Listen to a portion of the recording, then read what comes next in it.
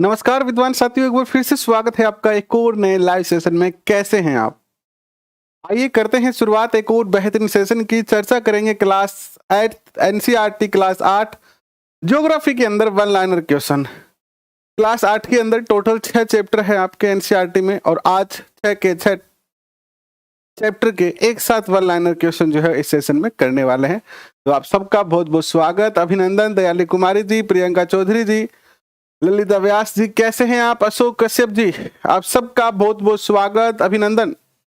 जय श्री राम, कैसे हैं आप? आइए करते हैं शुरुआत आज के सेशन की और चर्चा करते हैं बहुत ही प्यारे क्वेश्चन जो कि आपके रीट के एग्जाम के लिए, ग्रेड 2 के एग्जाम के लिए, ग्रेड 1 के एग्जाम के लिए काफी महत्वपूर्ण सिद्ध होंगे। मुकेश जी, स्वागत आपका, कैसे हैं आप?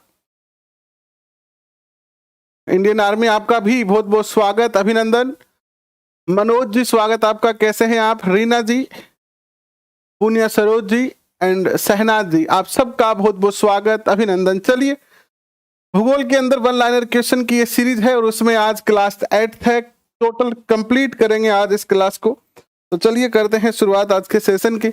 अगर आप परिवार के सदस्य नहीं बने हैं तो परिवार के सदस्य जरूर बन जाएं, और आप चाहते हैं कि प्रत्येक सेशन के आपको पीडीएफ नोट्स मिले तो सब्सक्राइब बटन पे क्लिक जरूर कर ले। सबसे पहला काम सब्सक्राइब बटन पे क्लिक करना है और उसके बाद आप इस टेलीग्राम पे जो है वो ज्वाइन हो सकते हैं बारकोड को स्कैन करके, या फिर नीचे दिए गए लिंक के साथ। इसका लिंक नीचे डिस्क्रिप्शन में दिया है, वहां से भी आप ज्वाइन हो सकते हैं। तो चलिए करते हैं शुरुआत। संसाधन एवं विकास कक्षा 8 भूगोल है ये, और एनसीईआरटी का जो लेटेस्ट सिलेबस चल रहा है अभी हमारे स्कूलों में, उसी से हम जो है चर्चा बिल्कुल कर रहे हैं। तो आपको निश्चित तौर पर मजा आएगा चीजों को पढ़कर। और क्लास 8 एनसीईआरटी से जितने भी क्वेश्चन बन सकते थे रीट ग्रेड 2 या राजस्थान या भारत के किसी भी एग्जाम के लिए, ओनली राजस्थान की बात नहीं कर रहा हूं क्योंकि एनसीईआरटी तो ऑल ओवर पूरे इंडिया चलती है। तो किसी भी एग्जाम की आप तैयारी कर रहे हो, अगर इस चैप्टर से पेपर के लायक अगर कोई क्वेश्चन बनते हैं तो वो ऑलमोस्ट मैंने इसमें शामिल करने का प्रयास किया है, जितनी मेरी बुद्धि काम करती है उस अकॉर्डिंग। फिर भी एक बार आप चेक कर लीजिएगा चैप्टर पढ़कर। मैंने अपनी बुद्धि से इसको जो है पूर्ण रूप से शामिल करने का प्रयास किया है। टोटल 6 चैप्टर है इसमें। पहला है संसाधन, फिर है भूमि, मृदा, जल, प्राकृतिक, वनस्पति और वन्यजीव संसाधन, फिर है खनिज, कृषि, उद्योग और मानव संसाधन। 6 चैप्टर है। कोई विशेष ज्यादा क्वेश्चन नहीं बनते हैं, लेकिन फिर भी जितने क्वेश्चन बन पाए हैं एग्जाम के दृष्टिकोण से वो हमने यहाँ पर जो है शामिल करने का प्रयास किया है। तो चलिए करते हैं शुरुआत आज के सेशन की। प्रत्येक क्लास की पीडीएफ डाल दी गई है टेलीग्राम पे। अगर आप जुड़े हैं तो वहां पर आपको क्लास 6, 7 सबकी पीडीएफ मिल रही है। तो ऐसा है नहीं पीडीएफ नहीं मिलेगी आपको, बिल्कुल हर क्लास की पीडीएफ वहां पे डाली जा रही है। तो ऐसा तो कोई मैटर नहीं है। आप जुड़े नहीं है तो बात अलग है। अब कभी कभी तो मुझे ऐसे बड़ा आश्चर्य होता है कि कुछ बच्चे तो ऐसे हैं जो ये फोन करके कहते हैं कि मुझे ग्रेड 2 का सिलेबस नहीं मिल रहा है, और मैं अगर ढूंढता हूं गूगल पर सिलेबस तो मेरा सर दर्द करने लगता है। इसलिए आप सिलेबस डाउनलोड करके हमें व्हाट्सएप कर दीजिए। तो ऐसी सोच वाले जो लोग हैं कि सिलेबस डाउनलोड करके वो नहीं देख सकते हैं, उसके लिए भी वो मुझ पे डिपेंड है कि आप डाउनलोड करो फिर मुझे व्हाट्सएप पर भेजो। वो ना तो अध्यापक बनने के लायक हैं और ना ही वो अध्यापक के योग्य हैं, क्योंकि आप अगर खुद अपना काम ऐसे काम भी नहीं कर पाओगे कि आपको कोई पीडीएफ डाउनलोड करनी है, उसको प्रिंट निकलानी है, उसके लिए भी अगर आप रोओगे तो फिर भाई करोगे क्या? सफलता मिलेगी कैसे? आप खुद अपना आंकलन कर सकते हैं। ऐसे दृष्टिकोण वाले बच्चे कि आपको बता दिया गया कि भाई ये जगह है, आपका कोई पैसा लगेगा ना कोई और लगेगा, कुछ नहीं करना है। कुछ बच्चे फोन करते हैं कि सर आप डाउनलोड करके प्रिंट निकलवा के हमें भेज दीजिए, हम आपको पैसे भी दे देंगे। अच्छा, तो जब आप इतने काम नहीं कर सकते हो तो फिर आप दोपहर की लाए में अपने मारवाड़ी में कहते हो तावड़े लाएंगे मायने तो जाके स्कूल में पढ़ाओगा क्या? मन तो लागे को नहीं भाई, इससे जिका बच्चा इतना काम भी नहीं कर सके भाई स्कूल में जाके पढ़ा पाओगा आगे। तो थोड़ा सा जो है आत्मनिर्भर बने आप, थोड़े काम तो कर लो यार। संसाधन चैप्टर की बात करते हैं, चैप्टर नंबर 1 है ये। प्रत्येक वस्तु जिसका, आज बड़ा फॉन्ट हो गया ना, थोड़ा ज्यादा ही बड़ा फॉन्ट हो गया आज, कोई बात नहीं है, चलिए। प्रत्येक वस्तु जिसका उपयोग आवश्यकता को पूरा करने के लिए किया जाता है संसाधन कहलाते हैं।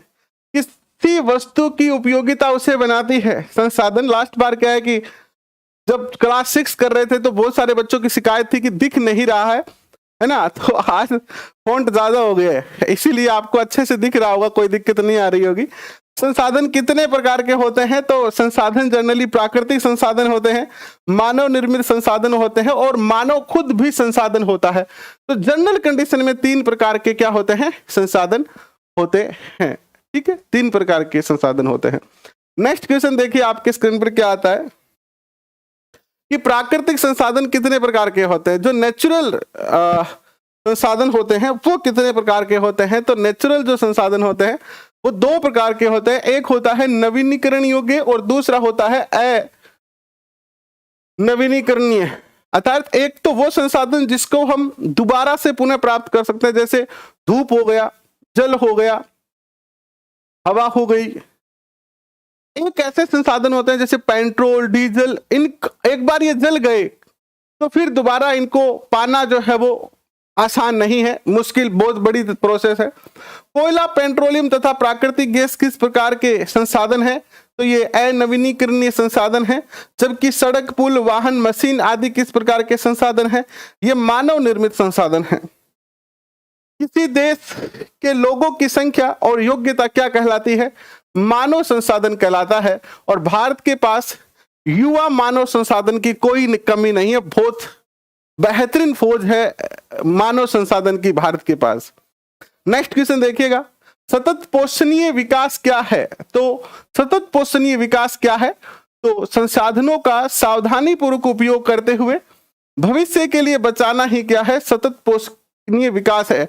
अर्थात आज मैं प्रोडक्ट का यूज करूं, बट इतना यूज करूं, इस तरीके से यूज करूं कि वो वेस्टेज ना हो। हम अक्सर, बहुत सारे लोग ऐसे हैं, हमारे परिवारों में ही ऐसे होते हैं, आपके परिवार में भी ऐसे हो सकते हैं कि पंखा चालू छोड़ रखा है कमरे में, रूम में कूलर चालू पड़ा हुआ है, जबकि आप वहां पे हैं नहीं, आप बाहर गए हैं दोस्त से मिलने, रूम का कूलर, लाइट, पंखे सब चालू छोड़ के चले जाते हैं। पानी बह रहा है तो बहते रहता है। इस प्रकार से अगर हम यूज करेंगे तो आने वाले कुछ ही वर्षों में ये चीजें समाप्त हो जाएगी। तो हम यूज करें, इसका अर्थ सतत पोषणीय विकास का अर्थ है कि हम अपनी आवश्यकता के अनुसार यूज करते हुए उसको बचाने का भी प्रयास करें। ठीक है, नेक्स्ट क्वेश्चन देखिए आपके स्क्रीन पर क्या आता है। चैप्टर नंबर 2 शुरू होता है आपका, भूमि, मृदा, जल, प्राकृतिक वनस्पति और वन्य जीव संसाधन। क्या कहता है पहला क्वेश्चन इसका कि तंजानिया नामक स्थान कहां स्थित है? चैप्टर नंबर 2 की शुरुआत होती है तंजानिया नामक स्थान की कहानी से, जो कि अफ्रीका में है। और विश्व की 90% जनसंख्या भूमि क्षेत्र के कितने प्रतिशत भाग पे रहती है? ये जो हमारी पृथ्वी है इसके मात्र 30% भाग पर ही टोटल मिला के 90% जनसंख्या जो है इस पर रहती है। 30% भूमि पर 90% जनसंख्या जो है वो क्या है? निवास करती है। भूपृष्ठ का कितना प्रतिशत भाग स्थल के रूप में है? हमारी जो टोटल पृथ्वी है उस पृथ्वी का 70% भाग क्या है? पानी है, हम सब जानते हैं। तो बचा 30% भाग वो क्या है? भूमि है। ठीक है, नेक्स्ट देखिए आपके स्क्रीन पर क्या आता है क्वेश्चन कि किस भूमि को साझा संपत्ति संसाधन कहा जाता है? तो सामुदायिक भूमि को कहा जाता है। तापमान परिवर्तन, तुषार क्रिया, पौधे, प्राणियों और मनुष्य के क्रियाकलाप द्वारा अनावर्तित सेलों का टूटना और क्षय होना क्या कहलाता है? तो ये अपक्षय कहलाता है। क्या कहलाता है? अपक्षय। मृदा की सबसे ऊपरी परत बनी होती है ह्यूमस और वनस्पति से बनी होती है। मृदा का निम्नीकरण और संरक्षण के प्रमुख कारक कौन से हैं? तो 2 प्रकार के हैं, मानवीय हो सकता है एक तो, और दूसरा होता है नेचुरली। क्योंकि मृदा का जो मानवीय तरीके से हम क्या कर सकते हैं? निम्नीकरण कर सकते हैं, दूसरा नेचुरली कर सकते हैं। पौधों के बीच अनावर्तित भूमि जैव पदार्थ जैसे प्रवाल से ढक दी जाती है, इसे मृदा की आर्द्रता रुकी रहती है, इसे क्या कहते हैं? इसे कहते हैं मल्च बनाना। जनरली जहां बहुत ज्यादा बारिश नहीं होती है, एक दो बारी बारिश होती है और बहुत ज्यादा धूप होती है, वो क्या करते हैं, भूमि को किसी प्रकार की वनस्पति से ढक देते हैं ताकि उसका पानी जल्दी से जो है वो सूख ना जाए, यानी वो भूमि जल्दी ना सूखे इसलिए। ठीक है, नेक्स्ट क्वेश्चन देखिए आपके स्क्रीन पर।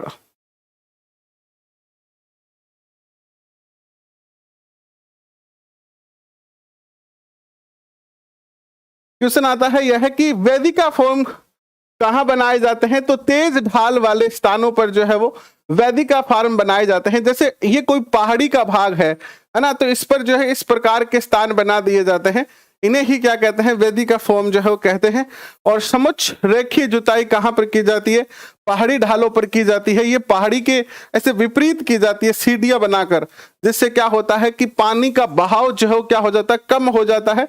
और तटीय प्रदेशों और शुष्क प्रदेशों में पवन की गति को रोकने के लिए वृक्षों को कतार में लगाया जाता है। इसे क्या कहा जाता है? जैसे मान लीजिए ये मेरा खेत है, ठीक है, और जनरली हमारे यहाँ किधर से हवा चलती है? मान लो इधर से ज्यादा हवाएं चल रही है और मिट्टी का अपर्दन हो रहा है। जनरली हम हमारे खेत के चारों ओर जो है क्या लगाते हैं, सरकने लगाते हैं। राजस्थान में खेतों के चारों ओर सरकने लगाए जाते हैं। पंजाब के अंदर सफेदा नामक एक जो है वो पेड़ आता है, वो लगाया जाता है। इससे क्या होता है कि हवा की गति रुक जाती है, और अगर हवा की गति कम हो जाएगी तो मृदा अपरदन भी जो है वो क्या हो जाएगा, कम हो जाएगा। नेक्स्ट देखिएगा, इसे रक्षक मेखलाएं कहते हैं। ये मैं वहां चला गया ना, रक्षक मेखलाएं। ठीक है, नेक्स्ट क्वेश्चन देखिएगा, जल किस प्रकार का प्राकृतिक संसाधन है? ये नवनीकरण है और जल प्रदूषण के लिए जिम्मेदार है नाइट्रेट धातु और पीड़कनाशी। एक तो नाइट्रेट धातु और दूसरे जो ये हम पीड़कनाशी है अर्थात कीटनाशी है। जनरली हम खेती करते हैं तो अपने खेत में स्प्रे करते हैं ना, तो ये सारी चीजें भूमि को क्या करती है, प्रदूषित करती है। अब उसी भूमि पर बारिश होगी तो वो सारी स्प्रे कहां चली जाती है, पानी के जरिए भूमि में चली जाती है, जो कि जल प्रदूषण का कारण बनती है। जल की बचत के लिए आजकल किस प्रकार की खेती को बढ़ावा दिया जा रहा है?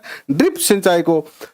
आज से लगभग 30 से, मेरी एज लगभग हो गई है 32, तो आज से लगभग 25 से 30 साल की अगर मैं बात करूं पहले की, तो कैंसर के जो मरीज होते थे ना, कैंसर नामक बीमारी, ये जनरली मैंने अपने बचपन में, तो मैं बात करता हूं तो मैंने केवल मूवीज में देखी है ना। कुछ पुरानी जैसे देवानंद वगैरह की मूवी होती थी जिसमें कैंसर की बीमारी हो जाती थी किसी को, और डॉक्टर ये कह देता था कि इसको कैंसर की बीमारी है और ये कुछ चंद दिनों का मेहमान है।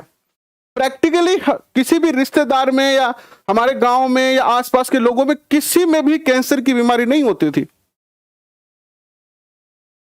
इन 20 से 25 सालों के अंदर इतना ज्यादा परिवर्तन आ गया है कि आज हर घर में, हर दूसरे तीसरे पांचवें घर में, या आप आसपास देखोगे तो आपको कैंसर के मरीज मिल जाएंगे। यानी कैंसर के मरीजों की जो वृद्धि है वो दिन प्रतिदिन बहुत ज्यादा हो रही है। जिसका मुख्य कारण क्या है आप सब जानते हो, इस पे बड़ा सर्वे किए गए हैं डॉक्टर्स के द्वारा। सबसे बड़े जो कारण है गेहूं, जिसके अंदर बहुत सारा जो है वो यूरिया और बाकी जो स्प्रे वगैरह है वो डाली जाती है, और दूसरी जो सब्जियां हैं जो स्प्रे से आजकल की जाती है, ये सबसे दो प्रमुख कारण है, गेहूं और ये स्प्रे किया हुआ फल सब्जी, जिसके कारण आज बहुत सारे जो है वो क्या होते जा रहे हैं, कैंसर के मरीज होते जा रहे हैं। जितना ज्यादा हम पैदावार बढ़ाने का प्रयास कर रहे हैं और पैदावार बढ़ाने के लिए हम स्प्रे करते हैं तो हम भूल जाते हैं कि ये खाने वाले भी तो हम हैं, खाने वाले भी तो हम ही हैं। जबकि आप यकीन मानेंगे नहीं मानेंगे पता नहीं, लेकिन विदेशों के अंदर क्या हो रहा है कि लोग स्प्रे को छोड़ रहे हैं और नेचुरल पद्धति से खेती करने का प्रयास कर रहे हैं वहां पर, क्योंकि वो तो स्प्रे का यूज पहले कर चुके हैं बहुत ज्यादा, और अभी भारत में ये 15-20 सालों से शुरू हो रहा है। तो आने वाला जो समय है ना हमारे लिए बहुत घातक होगा, और ऐसी परिस्थिति आ सकती है कि हमें अपने लिए खुद अनाज उगाना पड़ेगा। नेक्स्ट क्वेश्चन देखिएगा, शुष्क प्रदेशों की प्रमुख वनस्पति कौन सी है? कंटीली झाड़ियां और गुल्म। टुंड्रा प्रदेशों की प्रमुख वनस्पति है मास एंड लाइकेन। कौन सी संस्था प्राणी और पक्षियों की अनेक जातियों की सूची तैयार करती है? एक संस्था है CITES, द कन्वेंशनल ऑन, पूरा फुल फॉर्म है इसका, international trade in endangered species of wild फोना एंड फ्लोरस। ये थोड़ा सा नाम में गलती है यहाँ पर, इसको मैं देख के दोबारा सही कर दूंगा। पशुओं की कितनी प्रजातियां को जो है वो CITES ने संकटग्रस्त माना है? तो 5000 पशुओं की प्रजाति है और 28,000 क्या है? पौधों की प्रजाति है जिनको संकटग्रस्त माना गया है इस संस्था के द्वारा। चैप्टर नंबर 3 आता है खनिज और शक्ति संसाधन। आइए चैप्टर नंबर 3 की चर्चा करते हैं, खनिज और शक्ति संसाधनों की चर्चा करते हैं कि कौन कौन से खनिज और शक्ति संसाधन हैं।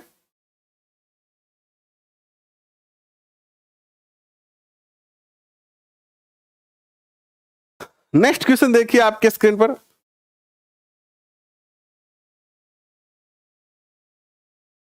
प्राकृतिक रूप से प्राप्त होने वाले पदार्थ, इनका निश्चित रासायनिक संगठन को कहते हैं खनिज कहते हैं।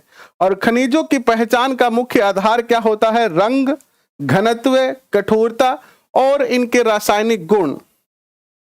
पृथ्वी पर लगभग कितने प्रकार के खनिज पाए जाते हैं? तो पृथ्वी पर 3000 प्रकार के खनिज पाए जाते हैं। और सेल में, यानी सेल का अर्थ क्या होता है यहाँ पर? चट्टान। चट्टान में खनिजों का खनन किया जाता है, यह क्या कहलाता है? तो ये अयस्क कहलाता है। खनन किया जाता है, यह कहलाता है अयस्क, यानी खनिजों को अयस्क के रूप में यानी मिक्स के रूप में बाहर निकाला जाता है, फिर इसको अलग अलग करा जाता है। अब तक लगभग कितने खनिजों की पहचान की जा चुकी है? 2800 प्रकार के खनिजों की जो है वो आइडेंटिफाई हो गए हैं। मुख्य रूप से खनिज कितने प्रकार के होते हैं? 2 ही प्रकार के खनिज होते हैं जनरली, धात्विक खनिज और अधात्विक खनिज। जिनमें धातु पाई जाती है वो धात्विक, और जिनमें धातु नहीं पाई जाती वो अधात्विक। धातु उष्मा और विद्युत की होती है। सुचालक, लोहा अयस्क, बॉक्साइट, मैग्नीज अयस्क आदि किसके उदाहरण हैं? तो ये धात्विक खनिज के ही क्या है? उदाहरण है। धात्विक खनिज को कितने भागों में बांटा जा सकता है? 2। धातु में भी 2 होते हैं, एक तो लोह खनिज और एक अलोह खनिज। जिस धातु में लोहे की मात्रा पाई जाती है वो लोहा खनिज कहलाता है, और जिस धातु में लोहे की मात्रा नहीं पाई जाती है वो अलोह कहलाता है। क्या कहलाता है? अलोह खनिज कहलाता है। नेक्स्ट क्वेश्चन देखिए आपके स्क्रीन पर क्या आता है। नेक्स्ट क्वेश्चन आता है कि किन धातुओं में लोहा, जिन धातुओं में लोहा नहीं पाया जाता अलोह धातु कहलाती है। सोना, चांदी, तांबा आदि किस प्रकार के धातु है? अलोह प्रकार के धातु है। वह खनिज जिसमें धातु नहीं पाई जाती है अधात्विक खनिज होता है। चूना पत्थर, अभ्रक और जिप्सम किस प्रकार के खनिज हैं? तो ये अधात्विक खनिज है। कोयला और पेट्रोलियम किस प्रकार के खनिज है? तो ये भी अधात्विक खनिज है। खनिजों का खनन किस विधि से किया जाता है? तो प्रवेधन या आख्यान। खनिजों का खनन किस विधि से किया जाता है? प्रवेधन या आखनन। ये खनिजों को बाहर निकालने की भूमि से खोद कर विधि है। पृथ्वी की सतह के अंदर दबी सेलों से, सेल अर्थात चट्टानों से खनिजों को बाहर निकालने की प्रक्रिया खनन कहलाती है। और जो खनिज कम गहराई पर होते हैं और पृष्ठीय स्तर को हटाकर निकाले जाते हैं विवृत खनन कहलाते हैं। यानी जैसे मान लीजिए पृथ्वी की सतह है और थोड़े से ही नीचे होते हैं, थोड़ा सा खोद कर निकाल लिया जाता है, वो खनन क्या कहलाता है? विवृत खनन कहलाता है। अधिक गहराई में स्थित खनिज को निकालने की खनन प्रक्रिया क्या कहलाती है? तो ये कुप्की खनन कहलाती है। क्या कहलाती है? कुप्की खनन, अर्थात कुआं की तरह गहरा खोदा जाता है, इसीलिए इसको कुप्की खनन जो है वो कहा जाता है। नेक्स्ट देखिएगा आपके स्क्रीन पर आता है कि पेट्रोलियम और प्राकृतिक गैस जो धरातल में बहुत नीचे पाई जाती है उसे निकालने के लिए गहन कुएं की खुदाई की जाती है। यानी गहन यानी गहरे कुएं की खुदाई की जाती है और इसे कहते हैं प्रवेधन। क्या कहते हैं? प्रवेधन कहते हैं इसको। नेक्स्ट देखिएगा, धात्विक खनिज किन चट्टानों में पाए जाते हैं? तो ये आग्नेय और कायांतरित जो चट्टाने हैं वहां पर पाए जाते हैं। और उत्तरी स्वीडन में कौन सा खनिज पाया जाता है? लोहा। ओंटारियो, ओंटारियो नामक स्थान है कनाडा में, कौन सा खनिज यहां पर पाया जाता है? तो तांबा और निकेल पाया जाता है यहां पर। अफ्रीका में कौन से खनिज पाए जाते हैं? लोहा, निकेल, क्रोमाइट एंड प्लेटिनम। ईंधन खनिज कोयला और पेट्रोलियम किस चट्टान में पाए जाते हैं? ये अवसादी चट्टान में पाए जाते हैं, अवसादी। चीन और भारत के पास कौन सा खनिज सबसे ज्यादा है? तो लोहा। लोहा खनिज सबसे ज्यादा है। विश्व में अग्रणी टिन उत्पादक देश कौन सा है? तो चीन, मलेशिया और इंडोनेशिया सबसे अग्रणी रहे हैं इसमें। एशिया में कौन से प्रमुख खनिज पाए जाते हैं? मैग्नीज, बॉक्साइट, निकेल, जस्ता व तांबा। विश्व का कौन सा देश है जहां कोई ज्ञात खनिज निक्षेप नहीं है? तो विश्व के अंदर स्विट्जरलैंड है एकमात्र ऐसा देश जहां पर कोई भी प्रकार का खनिज नहीं पाया जाता है। यह महत्वपूर्ण क्वेश्चन आपके लिए अलग टाइप का क्वेश्चन है जो पूछा जा सकता है आपसे। विश्व में लोहा के लिए अग्रणी उत्पादक कौन सा है? यूरोप जो है उसमें लोहा उत्पादन सबसे ज्यादा होता है। यूरोप के 3 देशों में विशाल लोहा निक्षेप क्षेत्र है। 3 की जगह यहां पर क्या था? जिन देशों में, यूरोप के जिन देशों में लोहे के विशाल भंडार हैं वो है रूस, Ukraine, Sweden and France. Chile और पेरू किसके उत्पादन में अग्रणी रहे हैं? तांबे के। और विश्व में टीन सबसे ज्यादा, या टीन का सबसे बड़ा उत्पादक कौन है? ब्राजील और बोलीविया। ब्राजील और बोलीविया। सबसे दुर्लभ हीरा कौन सा है? तो सबसे दुर्लभ जो हीरा है वो है आपका हरा हीरा, ग्रीन डायमंड। विश्व का प्राचीनतम चट्टाने कहां पर स्थित है? तो पश्चिमी ऑस्ट्रेलिया में। और ये चट्टाने 430 करोड़ वर्ष पुरानी हैं। विश्व में बॉक्साइट का सबसे बड़ा उत्पादक कौन है? ऑस्ट्रेलिया है। और पश्चिमी ऑस्ट्रेलिया कौन से क्षेत्र सोने के सबसे बड़े उत्पादक हैं? तो कालगुडली और कुलगार्डी। कुल शब्द है यहां पर, क्या शब्द है ये? कुलगार्डी, कुलगार्डी। थोड़ी सी टाइपिंग मिस्टेक हो गई है यहां पर, ठीक है।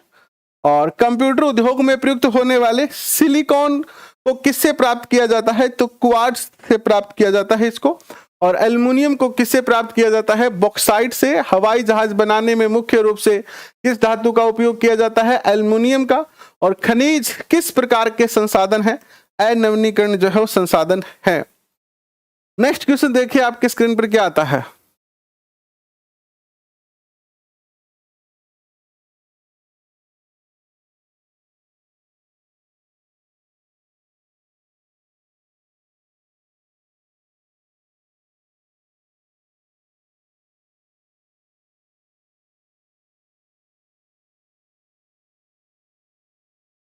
विजय पाल बनना कह रहा है कि हाँ पुष्पराज साला झुकेगा नहीं।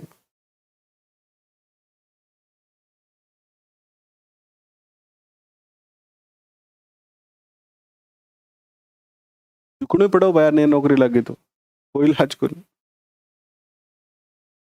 पहले घर गांग आ गए, फिर बाहर गांग आ गए। और जे नौकरी नहीं लगी बाई चांस, मान लो तो ब्याह होने का चांस कम है, फिर भी मान लो अगर हो जा तो घर आ रही के सामने भी, और बाद में टाबर जे होगा तो टाबरा सामने भी। सारी जिंदगी झुकी रहना पड़ो।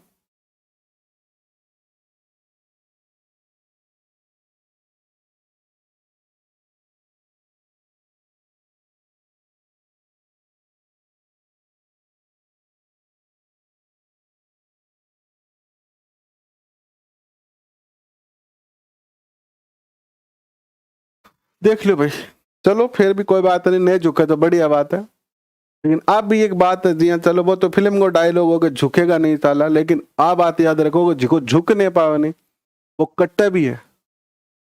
जो झुकते नहीं है ना वो कट जाते हैं, काट दिया जाता है उनको।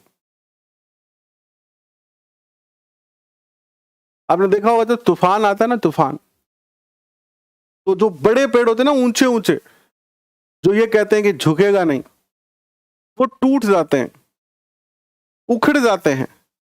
और जो छोटे छोटे पौधे होते हैं ना, छोटे छोटे पौधे, जो बेचारे हैं कि मैं तो झुकेड़ा ही है, कोई बात क्यों नहीं भाई, टाइम के अनुसार चलना, झुकना पड़े तो झुक जावा, टाइम के अनुसार चलना। तो बेझुका पौधा है नहीं, बे मुड़ जाए लेकिन वे उखड़े को नहीं। और ये तूफान जावे नहीं, तूफान चले जाए, मौसम शांत हो जाए तो वापस खड़ा हो जाएगा। तो आपन ने भी बे तरीकों को बढ़ना पड़सी, रुख के अनुसार चलना पड़ेगा, परिस्थितियों के अनुसार चलना पड़ेगा। जब परिस्थितियां ऐसी है कि झुकेगा नहीं तो नहीं झुकेगा, अन्याय के विरुद्ध नहीं झुकेगा, सत्य के लिए जहां आप सत्य हैं तो आपको नहीं झुकना है। लेकिन जहां परिस्थिति ऐसी है कि हमारे विपरीत है, वहां झुक जाना भी बहुत बड़ी समझदारी है। चलिए कोई बात नहीं, फिर भी आगे बढ़ते हैं, आगे बढ़ते हैं। ऊर्जा संसाधनों को किस रूप में विभाजित किया जा सकता है, परंपरागत और गैर परंपरागत। परंपरागत संसाधन कौन से हैं? कोयला, पेट्रोलियम और प्राकृतिक संसाधन। ये क्या है कि एक नया ट्रेंड चला हुआ है, नया ट्रेंड चला हुआ है, एक बहुत बड़ा साइकोलॉजिकल गेम हो रहा है हम सबके साथ। आप मनोविज्ञान पढ़े हैं और मनोविज्ञान क्या कहता है? मनोविज्ञान कहता है कि जिस चीज को हम देखते हैं वैसा ही हम करते हैं, अर्थात एक मनोविज्ञान का सामाजिक अधिगम सिद्धांत है। क्या है? सामाजिक अधिगम सिद्धांत, जिसमें हम समाज से सीखते हैं। और ये जो मूवी दिखाई जाती है ना, आप देखना मूवीज के अंदर जनरली आजकल का जो ट्रेंड चला हुआ है मूवी में, जैसे KGF, क्योंकि ये पुष्पा, इस तरीके की मूवी बनाई जा रही है जिसमें एक विलेन को, जो रियल जीवन के अंदर क्या है, एक विलेन है, एक कानून का अपराधी है, मूवी में उसको एज ए हीरो दिखाया जाता है। और हीरो दिखाकर मूवी बनाई जाती है। तो ये हमारे युवा जो बच्चे हैं ना, उन पे बहुत बड़ा गलत इफेक्ट डालेगी। अगर आप इसको साइकोलॉजिकल सोचते हो, अगर समाज के दृष्टिकोण से सोचते हो, तो ये जो चीजें हैं ना, ये आज तो आप मूवी देख के आ गए, हंस लिए, चलो कोई बात नहीं, लेकिन जो बच्चे हैं जो अभी 11वीं 12वीं में पढ़ रहे हैं, किशोरावस्था में हैं, उन बच्चों के ऊपर इन मूवीज का एक गलत इफेक्ट जाता है। वो ये सोचते हैं कि कानून तोड़ना ही हीरो बनना है। और ये जो चीजें हैं वो कहीं ना कहीं आगे आने वाले समय में हमारे परिवार के लिए, हमारे समाज के लिए बड़ी घातक सिद्ध होगी। हालांकि ये चिंतन का विषय है कि हमें मूवीज में क्या दिखाया जा रहा है। आप देखिए 90 के दौर में जो मूवी बनती थी, 80 के दौर में जो मूवीज बनती थी, उसमें जनरली क्या होता था, हीरो हमेशा अच्छे काम करने वाला दिखाया जाता था और विलेन का जो रोल होता था वो हमेशा गलत काम करने वाला दिखाया जाता था। ऐसा ही होता था ना। तो उससे हम जब छोटे थे तो हमें हमने क्या अनुकरण किया था? आप जब छोटे थे तो आपने क्या अनुकरण किया था कि हीरो कौन है जो सत्य बोले, हीरो कौन है जो अच्छे काम करे, हीरो कौन है जो दूसरों की मदद करे, हीरो कौन है जो कानून की पालन करे। और आज के इस दौर के अंदर 2021-22 ये जो 2-3 साल है, इसमें इस तरीके का ट्रेंड दिखाया जा रहा है कि जो कानून का पालन ना करे, ऐसे लोगों को हीरो बनाया जा रहा है। और ये चीजें आज से 20 साल 10 साल बाद में जाकर हमारे जो बच्चे हो, अभी जो बच्चे छोटे हैं, कॉलेज में पढ़ रहे हैं ना, इसके उनके माइंड के ऊपर बहुत ज्यादा इफेक्ट करेगा। और इसीलिए गैंगवार है ना, गैंगवार स्कूलों में छोटे छोटी गैंग बन जाती है, ये पुष्पा गैंग और ये गैंग और ये गैंग, और फिर उनके आपस में झगड़े होते हैं। चीजें बहुत बेसिक हैं, बट सोचोगे तो बहुत घातक सिद्ध होगी। और ये सारी चीजें हमें ही सहनी पड़ेगी, किसी और को नहीं।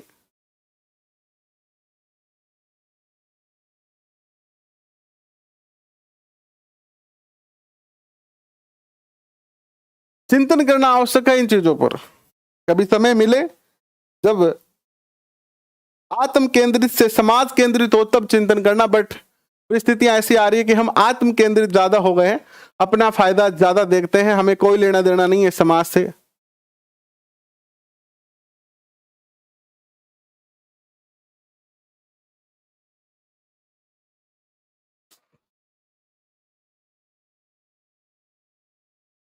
चलिए नेक्स्ट आगे बढ़ते हैं।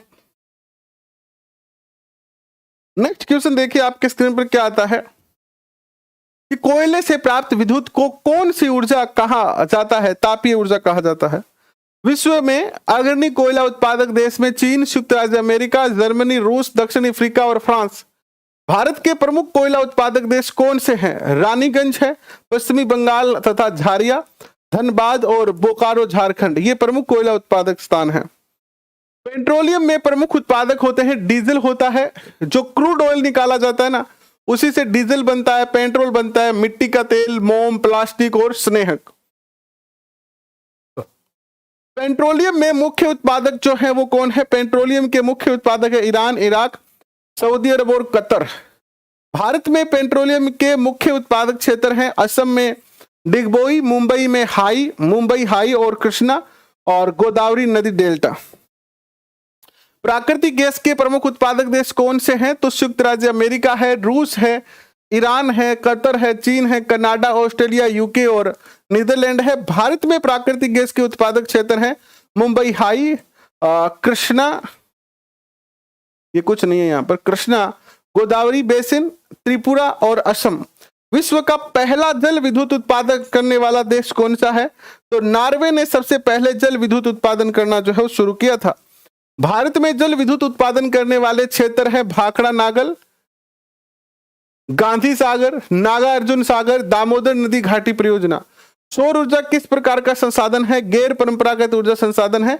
गैर परंपरागत ऊर्जा स्रोत कौन कौन से हैं? जैसे पवन ऊर्जा, सौर ऊर्जा, ज्वारीय ऊर्जा, परमाणु ऊर्जा, बायोगैस ऊर्जा और भूतापीय ऊर्जा। परमाणु ऊर्जा केंद्र रेडियो सक्रिय पदार्थ से प्राप्त की जाती है।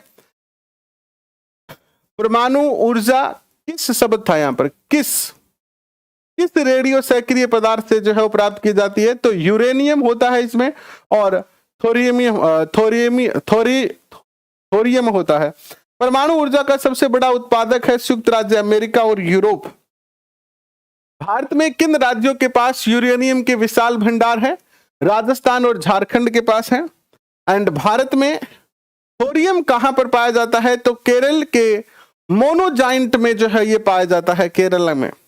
भारत के परमाणु ऊर्जा के प्रमुख केंद्र है तमिलनाडु के अंदर कलकम, महाराष्ट्र का तारापुर, राजस्थान का कोटा के निकट राणा प्रताप सागर और उत्तर प्रदेश में नरोरा और कर्नाटक में केंगा। और चौथा चैप्टर आता है आपका कृषि। आइए चैप्टर नंबर 4 में कृषि से संबंधित कुछ क्वेश्चनों पर चर्चा करते हैं।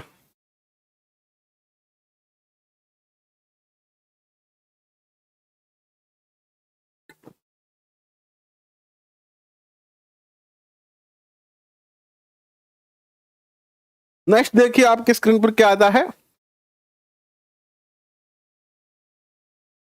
एक बार सारे बच्चे यार लाइक करके शेयर कर दो अपने दोस्तों के साथ, है ना। थोड़ा सा तो प्रयास कर ही सकते हो ना आप, थोड़ा सा कर दो, कोई बात नहीं है। देखिए आर्थिक क्रिया कितने प्रकार की होती है? 3 प्रकार की, प्राथमिक क्रिया, द्वितीयक क्रिया और तृतीयक क्रिया। प्राथमिक क्रिया में कौन कौन सी क्रिया आती है? प्राकृतिक संसाधनों के उत्पादन और निष्कर्षण से संबंधित, जैसे कृषि, मत्स्य पालन आदि। द्वितीय क्रिया में कौन कौन सी क्रिया शामिल है? तो इसमें संसाधनों के प्रसंस्करण से संबंधित, जैसे कि विनिर्माण उद्योग। अब प्राथमिक उद्योग कौन से हैं, द्वितीयक उद्योग कौन से हैं, प्राथमिक क्रिया कौन सी है, ये चीजें मैं डिटेल में आपको नहीं बताऊंगा यहाँ पर, क्योंकि ये तो बेसिक चीजें हैं, आप सब जानते हैं। प्राथमिक क्रिया वो होती है जैसे खेती करना। द्वितीय क्रिया होती है खेती में जो अनाज पैदा हुआ है, जैसे गेहूं का उत्पादन करना प्राथमिक क्रिया है, और गेहूं का आटा बना के बिस्कुट बनाना ये क्या है? द्वितीय क्रिया है। और तृतीय क्रिया क्या आती है? व्यवसाय से संबंधित जो क्रिया आती है, बेचना, उसको इधर से उधर पहुंचाना उसको, ये सारी तृतीय क्रिया में आती है। नेक्स्ट देखिएगा, प्रतिक्रिया में कौन से उद्योग शामिल है प्राथमिक में, प्राथमिक क्रिया में, प्राथमिक शब्द था यहाँ पर, प्राथमिक क्रिया में कौन से उद्योग शामिल है? तो प्राथमिक क्रिया में द्वितीय क्रिया आधारित उद्योगों का सेवा प्रदान करने वाले, प्राथमिक द्वितीय, अच्छा तृतीयक, सॉरी यहाँ पर तृतीयक था, तृतीयक उद्योग में कौन सा शामिल है? तो तृतीयक जो क्रिया उद्योग है उसमें जो प्राथमिक क्रिया वाले और द्वितीय क्रिया वाले उद्योगों को सेवा प्रदान करता है। जैसे किसान को ट्रैक्टर चाहिए, प्राथमिक क्रिया क्या है? खेती करना, खेती के लिए ट्रैक्टर चाहिए, ट्रैक्टर बेचने का कार्य क्या है? तृतीय क्रिया है। एक व्यापारी है, उसको जयपुर से माल मंगाना है, तो माल मंगाने के लिए उसको ट्रक चाहिए, बैंक के लिए बैंक में पैसे जमा कराना है, तो ये जो सारे कार्य है वो थर्ड क्रिया यानी तृतीय क्रिया उद्योग में जो है वो आते हैं। नेक्स्ट क्वेश्चन देखिएगा,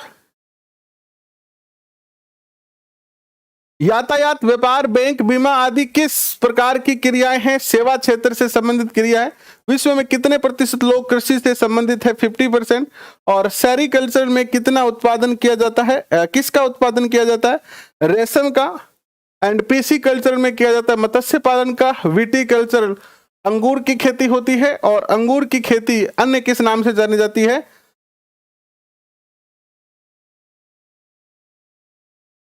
ये क्वेश्चन अलग हो गया थोड़ा सा, इस क्वेश्चन को छोड़ दो एक बार, ठीक है, बाद में इसको सही करूंगा, टाइपिंग में दिक्कत होगी। जिस कृषि में रासायनिक खादों के स्थान पर जैविक खाद का उपयोग किया जाता है जैविक कृषि कहलाती है। और कृषि कितने प्रकार की होती है? निर्वाह कृषि और वाणिज्य कृषि। जो अपने निर्वाह के लिए हम खेती करते हैं, जैसे कि अपने खेत में बाजरो बोलियो, कणक बोली, मूंग मोट बोलिया, और आप अपने घर खातिर रख लिया, मैंने बेचिया को नहीं, तो वह खेती के अलावा निर्वाह खेती और वाणिज्य खेती करा जगह खातिर आप बेचने खातिर चीज बवा, जे नरमो बो दियो खेत में, गन्ना बो दिया, ठीक है। नेक्स्ट क्वेश्चन देखिएगा, स्थानांतरित कृषि को उत्तरी पूर्व भारत में क्या कहा जाता है? झूमिंग कहा जाता है, झूमिंग कृषि। और स्थानांतरित कृषि को मैक्सिको में कहा जाता है मिल्पा। इसी कृषि को ब्राजील में कहा जाता है रोका। और स्थानांतरित कृषि को ही मलेशिया में लद्दांग कहा जाता है। और रोपण कृषि का उदाहरण है चाय, चाय रोपण कृषि है। उष्ण कटिबंधीय और उपोष्ण कटिबंधीय यह प्रदेशों का मुख्य आहार क्या है? चावल है। जो देश उष्ण कटिबंधीय और उपोष्ण कटिबंधीय क्षेत्र में आते हैं वहां चावल ज्यादा खाए जाते हैं। चावल के लिए कौन सी मिट्टी उपयुक्त रहती है? जलोढ़ मिट्टी। विश्व में चावल उत्पादन में अग्रणी देश है चीन। गेहूं की फसल के लिए कौन सी मिट्टी उपयुक्त है? दोमट मृदा। और भारत में गेहूं की कृषि की जाती है शीत ऋतु में। कपास की खेती के लिए उपयुक्त मिट्टी है जलोढ़ और काली मिट्टी। और सुनहरा रेशा कहते हैं पटसन को। और पटसन की खेती के लिए जो है वो जलोढ़ मिट्टी आवश्यक होती है। और कौन सा देश पटसन की खेती में अग्रणी है? तो भारत और बांग्लादेश। कॉफी की खेती के लिए कौन सी मिट्टी उपयुक्त रहती है? दोमट मिट्टी। और कॉफी उत्पादन में अग्रणी देश है ब्राजील। 5वां चैप्टर आता है उद्योग। जिस उद्योग में कच्चे माल को अधिक मूल्य के उत्पादों के रूप में परिवर्तित किया जाता है विनिर्माण उद्योग कहलाता है। जैसे कि गन्ने से चीनी बनाना विनिर्माण उद्योग हो गया ना। ये आकार के आधार पर उद्योग कितने प्रकार के होते हैं? लघु और वृहद उद्योग। हिंदुस्तान एरोनॉटिक्स लिमिटेड और steel authority of India limited किस प्रकार के उद्योग है? ये दो कंपनियों के नाम है। तो ये सार्वजनिक उद्योग है, सार्वजनिक उद्योग है ये। नेक्स्ट देखिएगा, सहकारी क्षेत्र में उद्योग कौन से हैं? तो आनंद मिल्क यूनियन लिमिटेड और शुद्ध डेयरी सहकारी, ये दोनों सहकारी क्षेत्र की कंपनियां हैं।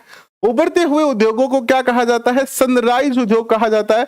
जो उद्योग अभी अभी स्थापित किए गए हैं, जो प्रोग्रेस कर रहे हैं, ये क्या कहलाते हैं? सनराइज उद्योग कहलाते हैं। नेक्स्ट देखिएगा, भारत में इस्पात उत्पादन के अंदर कौन कौन से हैं? तो भिलाई के अंदर, दुर्गापुरा, बरनपुर, जमशेदपुर, राउरकेला, बोकारो। और ये तीनों जो है कहां पर स्थित है? 4 राज्यों में स्थित है। और ये 4 राज्य कौन से हैं? पश्चिम बंगाल, झारखंड, उड़ीसा और छत्तीसगढ़। 47 में भारत एकमात्र इस्पात उद्योग कौन सा था? Tata iron and steel company. TISCO कहते हैं जिसको आप। Tata iron and steel company किस क्षेत्र का उद्योग है? तो ये निजी स्वामित्व यानी प्राइवेट कंपनी है ये। भद्रावती और विजयनगर इस्पात केंद्र कहां स्थित है? कर्नाटक में। और विशाखापट्टनम इस्पात केंद्र कहां स्थित है? आंध्र प्रदेश में। Tata iron and steel company limited अर्थात टिस्को की शुरुआत कब और कहां की गई थी? झारखंड में। स्वर्ण रेखा और खरखई ये दो नदियां हैं, इनके संगम पर एक स्थान था साक्षी। क्या नाम था उस स्थान का? मोस्ट नाम है ये, याद रखना। साक्षी के अंदर सन 1907 में की गई थी। और बाद में इसी साक्षी नाम का स्थान जो है ना, इसका झारखंड का जो साक्षी नामक स्थान है, इसे वर्तमान में नाम दिया गया है जमशेदपुर। जमशेदपुर के नाम से इसे जाना जाता है। एंड सुखराज अमेरिका का प्रमुख इस्पात नगर कौन सा है? ये क्या है? ये छोड़ दो इस दोनों। अमेरिका का प्रमुख इस्पात नगर है पीटर्सबर्ग। वस्त्र बनाने के लिए किन किन का उपयोग किया जाता है? कपास, ऊन, सिल्क, जूट और पटसन का। प्राकृतिक रेशे कौन से हैं? ऊन, सिल्क, कपास, लिनन और जूट। मानव निर्मित रेशा कौन सा है? तो नायलॉन, पॉलिस्टर, एक्रिलिक और रियोन। मलमल कहाँ का प्रसिद्ध है? ढाका की मलमल बहुत ज्यादा प्रसिद्ध है। एंड मसूलीपट्टनम कौन सी वस्तु के लिए प्रसिद्ध है? तो छींट के वस्त्र के लिए। कालीकट जो है वो कैलिको के लिए प्रसिद्ध है। और ये सारे वस्त्रों के प्रकार हैं। और सुनहरी जरी कहाँ की प्रसिद्ध है? तो ये ब्रहानपुर और सूरत व वडोदरा की प्रसिद्ध है। पहली आधुनिक सूती वस्त्र मिल मुंबई में स्थापित हुई थी 1854 में। देश का प्रथम वस्त्र उद्योग की स्थापना हुई थी 1818 कोलकाता के समीप फोर्ट ग्लोस्टर में। और अहमदाबाद में प्रथम सूती मिल हुई थी 1859 में। अहमदाबाद कौन सी नदी के किनारे स्थित है? साबरमती। और भारत का मैनचेस्टर किसे कहा जाता है? अहमदाबाद को। और जापान में सूती वस्त्र का प्रमुख केंद्र कौन सा है? ओसाका। ओसाका। और लास्ट चैप्टर आता है मानव संसाधन। मानव संसाधन की चर्चा करेंगे।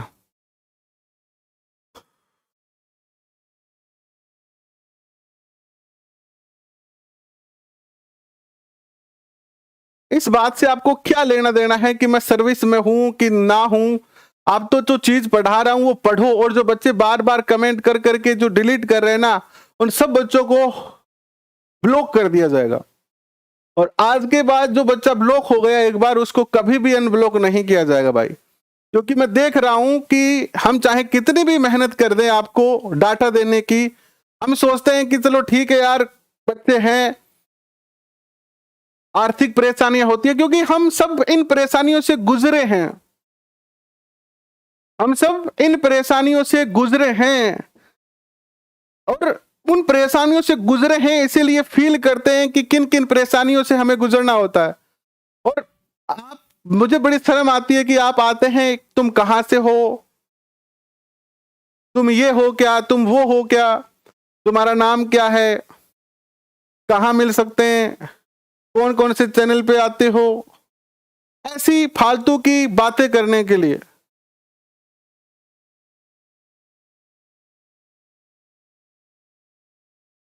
तो भैया देख लो, आपकी मर्जी है। अब से जो बच्चा नहीं पढ़ेगा उसको हर जगह से ब्लॉक कर दिया जाएगा, चाहे वो यूट्यूब चैनल हो वहां से ब्लॉक कर दिया जाएगा, टेलीग्राम से भी ब्लॉक कर दिया जाएगा। तो घमंडी हूं तो भैया, जो घमंडी नहीं है ना वहां जाके पढ़ लो आप, फिर कोई दिक्कत नहीं है। घमंडियों के पास आप मत रहो, है ना। घमंडियों के पास क्यों रहो आप? जो अच्छे हैं, बिल्कुल भी घमंड नहीं करते हैं, आप जितना कहते हो उतना करते हैं, वहां चले जाओ, कोई दिक्कत नहीं है। ठीक है, जिनको पढ़ना है और जो पढ़ने के लिए आते हैं, उन सबका बहुत हृदय की गहराई से स्वागत है। और जिनको केवल जानकारी निकालनी है, प्यार मोहब्बत की बातें करनी है, उन सबको राम राम। अब से जिस बच्चे का जो भी कमेंट होगा डिलीट हो गया, यह माना जाएगा कि वो उसने ऐसी कोई बात लिखी है जो वो नहीं चाहता कि कोई और पढ़े, तो उसको तुरंत ब्लॉक कर दिया जाएगा, कभी भी अनब्लॉक नहीं किया जाएगा। जितने भी मेरे प्लेटफॉर्म हैं उन सब से, इसके लिए चाहे आप मुझे घमंडी समझे, चाहे अहंकारी समझे, या चाहे कुछ भी समझे, आपकी मर्जी है। ठीक है जी, नेक्स्ट चैप्टर देखिएगा। नेक्स्ट देखिए, मानव संसाधन। भारत में मानव संसाधन मंत्रालय की स्थापना 1985 में, प्रधानमंत्री कौशल विकास योजना 2015 में। भारत का जनसंख्या घनत्व कितना है? 382 व्यक्ति प्रति वर्ग किलोमीटर। विश्व का जनसंख्या घनत्व मात्र 51 व्यक्ति प्रति वर्ग किलोमीटर है। अब ऐसा क्यों है? क्योंकि आप जानते हो 70% भाग पर तो पानी है। 1804 में विश्व की जनसंख्या थी 1 अरब और 1959 में हो गई 3 अरब, और विश्व की जनसंख्या 6 अरब कब हो गई थी? 1990 में। जनसंख्या वृद्धि दर का मुख्य कारण क्या है? खाद्य आपूर्ति होना, औषधियों के कारण मृत्यु कम हो जाना और जन्म दर बढ़ जाना। एक देश में जन्म दर और मृत्यु दर के बीच के अंतर को प्राकृतिक वृद्धि दर कहते हैं। वे लोग जो देश छोड़ देते हैं उन्हें उत्प्रवासी कहते हैं, और जो लोग देश में आकर रहते हैं उन्हें आप्रवासी कहते हैं। बस ये हो गया आपका क्लास 8 एनसीईआरटी भूगोल 1 लाइनर क्वेश्चन कंप्लीट। पढ़िए, याद करके इनको पेपर में जाइए, निश्चित तौर पर आपको फायदा मिलेगा। अगर आपका उद्देश्य सफलता पाना है तो बिल्कुल हम आपके पूर्ण सहयोगी हैं। बाकी किसी भी कार्य में हम आपके 1% भी सहयोगी नहीं है। अभी के लिए बस इतना ही। बहुत बहुत धन्यवाद, आप सब लोगों ने अपना समय दिया।